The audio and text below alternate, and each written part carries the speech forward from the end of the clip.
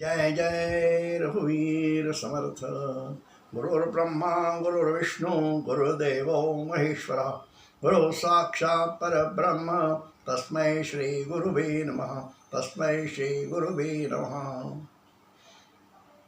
YouTube channel से मैं सुरेश तोपखाने वाले सभी आदरणीय श्रोताओं को नमस्कार, विनम्र अभिवादन। आज शनिवार दिनांक 13 जुलाई। मित्रों, रामायण का एक महत्वपूर्ण चरित्र जो है उसके बारे में आज हम चिंतन करेंगे, और वह चरित्र है देवी सीता।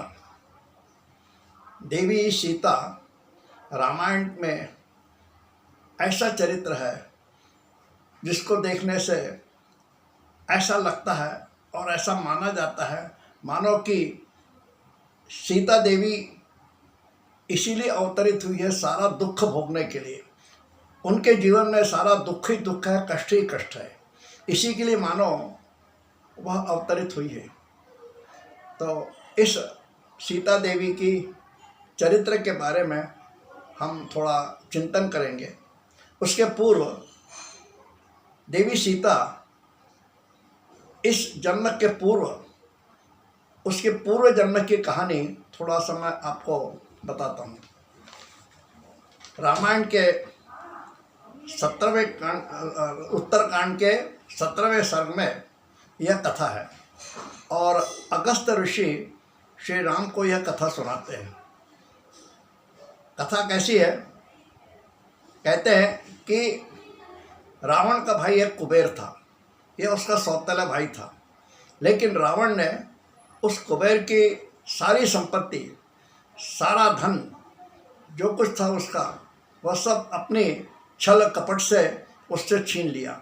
यहाँ तक कि जो लंका है पूर्व में कुबेर की ही थी, जो कि रावण ने उससे छीन ली। उसका पुष्पक विमान छीन लिया, सारा सब कुछ उससे छीन लिया और उसको लंका से भगा दिया। इस प्रकार रावण का वह चरित्र है। रावण उस पुष्पक विमान से किसी समय घूमते घूमते हिमालय पहुंचता है। हिमालय में जब पहुंचता है तो वहाँ उसने देखा एक ऋषि कन्या, तेजस्वी ऋषि कन्या, सौंदर्यमय, बहुत ही सुंदर, ऐसी वहाँ पे तपस्या कर रही है। जटाएं हैं और तपस्या कर रही है। रावण उसको देखकर मोहित हो गया। रावण पूछता है, तुम कौन हो, यहाँ पर क्या कर रहे हो? तब ऋषि कन्या अपना परिचय देती है। वो कहती है, मैं वेदवती और ऋषध्वज की, कुशध्वज की मैं कन्या हूँ। मैं जब विवाह योग्य हुई तब मुझसे विवाह के लिए अनेक राक्षस, गंधर्व, देव, किन्नर, इतने सारे लोग तैयार हुए। सबको किसी ने मुझसे शादी करने की इच्छा हुई। लेकिन मेरे पिता का प्रण था, उनकी इच्छा थी कि भगवान विष्णु को ही वो अपना दामाद बनाएंगे। लेकिन यह सुनकर सब तो निराश हुए, कुछ लोग क्रोधित भी हुए। और उसमें एक शंभु नाम का एक राक्षस था, वो बहुत क्रोधित हो गया और उसने क्रोधवश वेदवती के पिता की हत्या कर दी। कब की हत्या? जब वो पिता कुशध्वज सोए हुए थे, मतलब निद्रा में थे, तब उनकी हत्या कर दी। और उसके बाद उसी समय वेदवती की माता ने अपने पति के साथ वो सती चली गई।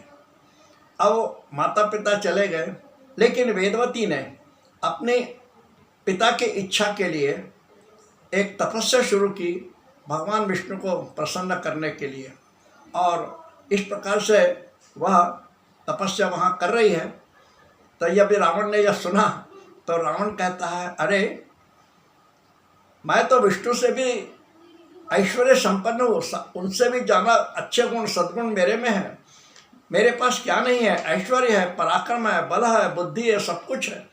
तुम मुझसे शादी करो। ऐसा कहकर उसने उस वेदवती को अपने हाथ से खींचने की कोशिश की। वेदवती संतप्त हो गई, क्रोधित हो गई। उसने हाथ छुड़ाया और उस क्रोधवश अपना उसका जो अपमान हुआ वो सहन नहीं कर पाई। उसने अपने तपोबल से उसी समय वहाँ एक अग्निकुंड तैयार किया और रावण से कहा कि मैं अब अग्नि में समर्पित हो रही हूँ, और लेकिन तुम्हें शाप दे की जाती हूँ कि मैं अगले जन्म में आऊँगी और तुम्हारे मृत्यु का कारण बनूंगी। इस प्रकार शाप देकर वह वेदवती अग्नि में समर्पित हो गई। कालांतर में कमल में, एक कमल के फूल में सुंदर बालिका और सुंदर बालिका के रूप में उस कमल फूल में अवतरित हुई। और रावण ने जब उसको देखा, वो इतनी सुंदर बालिका है, वहाँ पर सुंदर बालिका उस फूल में है, उसने उसको उठाया और अपने घर लेकर आया। बालिका को घर लेकर आया, घर पे रखा। और लेकिन उसका जो एक खास मंत्री था रावण का, उसने उस बालिका को जब देखा तो उसने कहा, महाराज इस बालिका को आप दूर भेज दीजिए, यह आपके मृत्यु का कारण है। क्योंकि वो मंत्री जो था वो ज्योतिष विद्या जानता था, वो देखकर, चेहरा देखकर समझ जाता था ज्योतिष। इसलिए उसने रावण को चेतावनी दी और कहा कि इस बालिका को आप दूर भेजिए। तो रावण ने उस बालिका को समुद्र में छोड़ दिया। अब विधि की इच्छा है और विधि की इच्छानुसार यह बालिका समुद्र से होते हुए पृथ्वी पर आ गई। और पृथ्वी पर आ गई, महाराज जनक यह अपने यज्ञ के लिए सोने के हल से खेत चला रहे थे, हल चला रहे थे खेत में। और उसी समय उनके साथ में सुनैना उनकी पत्नी भी थी। और जब हल चला रहे थे तो उसी समय उनको पृथ्वी में ऐसा कुछ लगा कि कुछ तो भी है। उन्होंने देखा और उस ज़मीन को, माटी को अलग किया, देखा तो उसमें एक बालिका थी। उन्होंने इस बालिका को उठाया और अपने साथ ले आए। उस बालिका को उन्होंने अपने घर में रखा, उसका पालन पोषण किया और उसका नाम रखा सीता। सीता इसलिए नाम रखा कि कहते हैं कि जो हल के जो आगे के टोक होते हैं उसे संस्कृत में सीत कहते हैं, इसलिए उसका नाम महाराज जनक ने सीता रखा। इस प्रकार सीता आदि शक्ति के रूप में जानकी भी है, मिथिला भी है। अब सीता पृथ्वी पर आ गई है। सीता का स्वयंवर विवाह होता है और विवाह होने के बाद प्रभु राम से उसका विवाह होता है। विवाह होने के बाद वह अपने ससुराल अयोध्या आती है। अयोध्या में उस ससुराल से, अयोध्या से सीता के और जो 3 बहनें थे उनका भी विवाह श्री राम के बंधुओं से होता है। यानी ये चारों बहनें जो है अपने श्री राम के भाइयों से उनका विवाह होने पर चारों बहनें जो है अयोध्या ससुराल में आती हैं। कुछ दिन आराम से गुजरते, आनंद में जाते हैं और फिर राम के राज्याभिषेक की चर्चा होती है। राज्याभिषेक की तैयारी होने लगती है और उसमें फिर एक विघ्न आ जाता है और विघ्न आता है मंथरा के द्वारा। मंथरा ने विघ्न लाया है इसलिए कि उसकी जो रानी है, कैकेयी रानी, जिसकी वो दासी है, उसको वो भड़काती है और उसके बुद्धिभेद करती है। कहती है कि भरत यहाँ नहीं है और राम का राज्याभिषेक हो रहा है और असल में भरत को गादी मिलना चाहिए, तुम ये क्या कर रही हो, उसको छोड़ो। यदि राम राज्याभिषेक हो गए, राम राजा हो गए तो कौशल्या राजमाता हो जाएगी, तुमको कोई पूछेगा नहीं, यहाँ पर कोई पूछेगा नहीं, तुम्हारी कोई कदर नहीं रहेगी, इज्जत नहीं रहेगी। इस प्रकार से बुद्धिमत करके अनेक बातें बता बता के वो कैकेयी को बदलती है और अंततोगत्वा कैकेयी श्री राम को वनवास जाने को कहती है। श्री राम को 14 वर्ष का वनवास होता है। 14 वर्ष के वनवास के लिए श्री राम जाते हैं और साथ में पत्नी सीता। सीता तो कहती है जहाँ राम है, जहाँ पति है, वहाँ तो मैं जाऊँगी ही।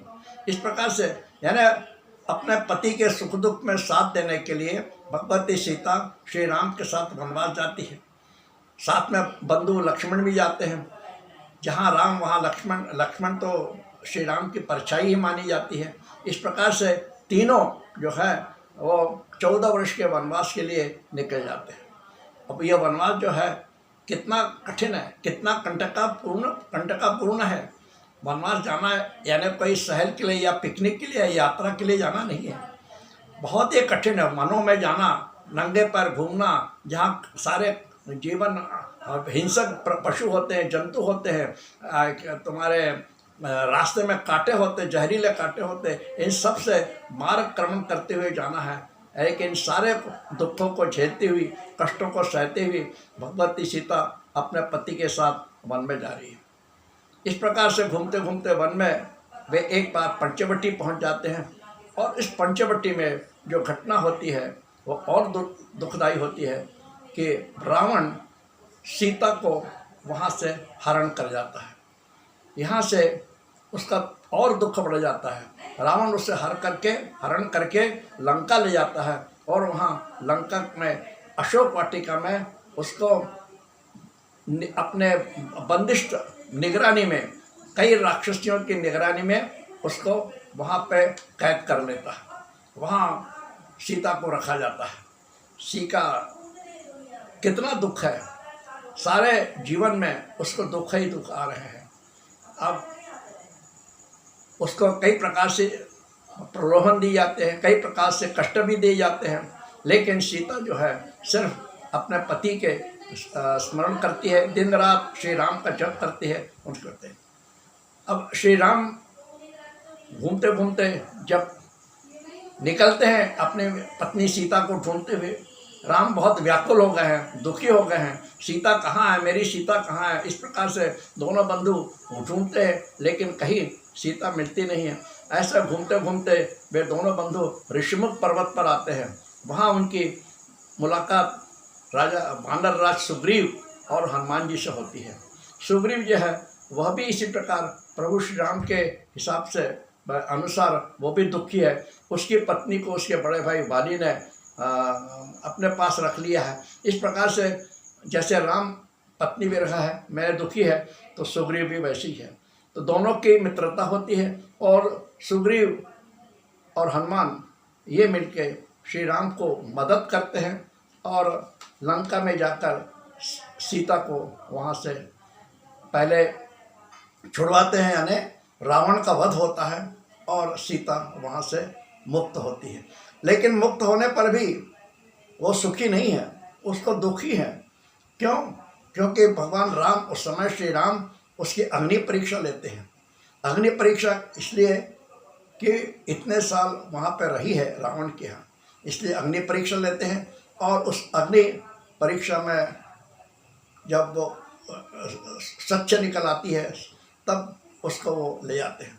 इसके बाद वे लोग सारे लोग अयोध्या पहुँचते हैं। 14 वर्ष समाप्त होने के पूर्व ही संध्या में वो अयोध्या पहुँच जाते हैं। अयोध्या पहुँचने पर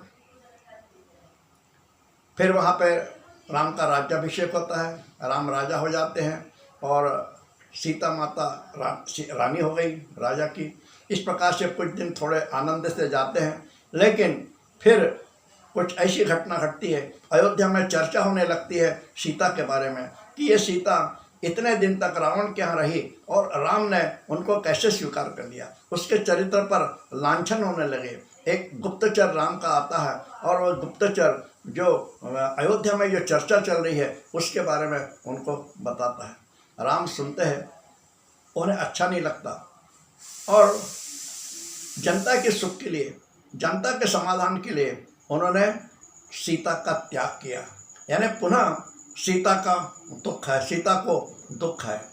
और लक्ष्मण से कहते हैं कि सीता को वन में जाके छोड़ दो। और विशेष बात इस समय ऐसी है कि इस समय सीता जो है गर्भवती है और सीता की जो राम की जो तीनों माताएं हैं वो उस समय अयोध्या में नहीं हैं। ऐसी अवस्था में श्री राम लक्ष्मण से कहते हैं कि सीता को जाके वन में छोड़ दो। और वन में जाके लक्ष्मण छोड़ते हैं। वहाँ वाल्मीकि ऋषि के आश्रम में उनको रखा जाता है, वहाँ छोड़ देते हैं। वाल्मीकि ऋषि सीता को अपनी कन्या मानकर उसका देखभाल करते हैं, उसका पालन पोषण करते हैं, उसको बड़ा करते हैं। और सीता की देखभाल के लिए उनकी जो स्त्री शिष्या थी उनको उसके सीता की सेवा के लिए वहाँ रखते हैं। इस प्रकार से सीता महर्षि वाल्मीकि के यहाँ रहती है और कालांतर में कुछ समय में उनको पुत्र होते हैं, 2 जुड़वा पुत्र होते हैं जिनका के नाम लवकुश है। वाल्मीकि ऋषि ने रामायण लिखी है, काव्यमय रामायण है। और इन लवकुश लड़कों को, पुत्रों को उन्होंने जो रामायण है वो कंठस्थ कराई, उनको पूरी रामायण सुनाई और कंठस्थ करवा दी। और परिणाम बाद में फिर कुछ दिन में इन दोनों पुत्रों को अयोध्या भेजते हैं। वहाँ पर ये राम कथा अयोध्या में सुनाई जाती है। भगवान राम के दरबार में ये पुत्र दोनों जाते हैं और कथा सुनाते हैं। ये लवकुश, सारी जनता देखती है ये लवकुश तो राम जैसे ही है, चेहरा बिल्कुल वो इनका वैसे ही है क्योंकि वो उन्हीं के पुत्र हैं। लेकिन श्री राम मानने पर तैयार नहीं कि ये मेरे पुत्र हों, कैसे, इसका क्या ये है। तो उसका कुछ ये चाहिए हमको प्रूफ। तो महर्षि वाल्मीकि भी कहते हैं राम ये तुम्हारे ही पुत्र है, लेकिन वो मानते नहीं है। सीता यहाँ पर आए और सिद्ध करे, बताएं कि ये मेरे ही लड़के हैं। सीता माता वहाँ आती है, उनको बुलाया जाता है, वाल्मीकि जी के मार्गदर्शन में वो आती है। और सीता माता इतने ये हो गई कि आज मुझे फिर से मेरी परीक्षा ली जा रही है, सारा जीवन परीक्षा दे रहे, कष्ट में हो रहा है। आखिरकार वो पृथ्वी माता को आह्वान करती है, बुलाती है, हे पृथ्वी माता, यदि मैं पवित्र हूँ, पतिव्रता हूँ, तो मुझे अपने आंखों में संभालो, मैं अब तुम्हारे पास आना चाहती हूँ। इस प्रकार से वो पृथ्वी माता को आह्वान करती है और पृथ्वी माता प्रकट होती है और सीता देवी को अपने अंक में समाकर पृथ्वी चली जाती है। यानी सीता माता पृथ्वी से आई और पृथ्वी में ही समा गई। यह सीता माता सहनशीलता की देवी है। कितने उसका जीवन जो है पवित्र जीवन है, पतिव्रता कैसी होनी चाहिए यह उसके है। और इसीलिए हमारे शास्त्र में जो कुछ प्रातः स्मरणीय श्लोक हैं उसमें एक श्लोक है इस प्रकार का भी है जिसमें कहा गया है कि अहिल्या द्रौपदी सीता तारा मंदोदरी तथा स्मरे नित्यम महापातक नाशम, पंचकन्या स्मरे नित्यम महापातक नाशनम। यानी ये 5 कन्या जिसमें सीता देवी का भी नाम है, इनका प्रातः स्मरण करने से हमारे सारे पाप नाश हो जाते हैं। ऐसी सीता देवी की महत्ता है, पवित्रता है, पतिव्रता है। और उनके जीवन के बारे में जो कहा जाता है कि वो दुख के लिए ही अवतरित हुई थी, इसलिए उनके चरित्र का थोड़ा सा हमने आज से चिंतन किया। आपको कैसे लगा कृपया कमेंट्स करें, शेयर करें और मेरे चैनल को अधिकाधिक सब्सक्राइब करें। धन्यवाद। जय जय रघुवीर समर्थ।